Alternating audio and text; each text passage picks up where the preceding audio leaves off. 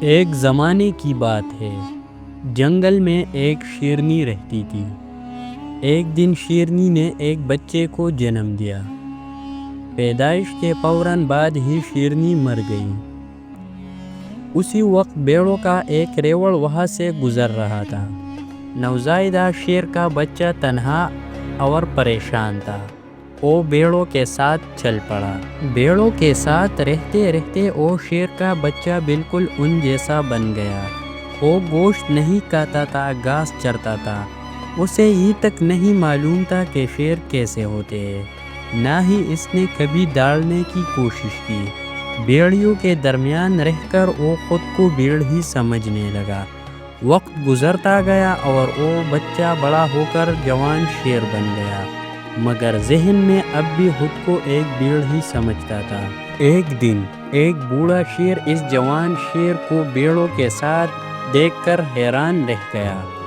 اسے سمجھ نہ آئی کہ ایک شیر بیڑوں کے ساتھ کیوں پڑ رہا ہے۔ اس نے حقیقت جاننے کا فیصلہ کیا۔ وہ اچانک بیڑوں پر حملہ آور ہوا تو سب بیڑے خوف سے بھاگ گئے۔ جوان شیر بھی ان کے ساتھ بھاگنے لگا۔ کچھ دیر تک پیچھا کرنے کے بعد بوڑھے شیر نے جوان شیر کو پکڑ لیا۔ وہ ڈر کے مارے کانپ رہا تھا اور روتے ہوئے کہنے لگا، مجھے جانے دو، میں تو ایک عام سی بیڑ ہوں۔ بوڑھا شیر یہ سن کر ہکا بکا رہ گیا۔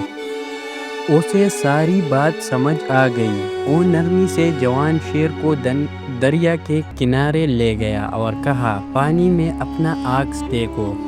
جب جوان شیر نے شفاف پانی میں اپنا چہرہ دیکھا تو وہ حیرت میں ڈوب گیا۔ اس کا عکس بیڑ جیسا نہیں تھا، وہ تو شیر جیسا تھا۔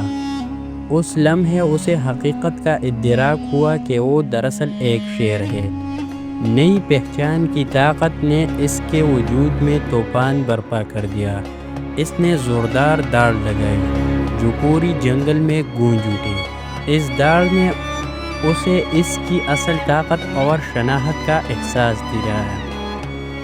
بیڑوں کی طرح زندگی گزارنا اس کی حقیقت نہیں تھی، یہ تو صرف ذہنی قید تھی۔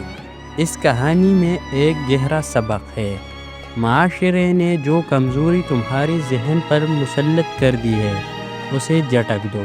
تم اس کہانی کی شیر کی طرح ہو جو بیڑیوں کے درمیان رہ کر خود کو کمزور سمجھنے لگا۔ بیڑوں کی بھیڑ میں رہ کر بہادر بھی ڈرپوک ہو جاتے ہیں، مگر تم اس ہجوم سے اوپر اٹھنا ہوگا۔ اپنی اصل طاقت پہچانو، اپنی حقیقی وجود کو قبول کرو۔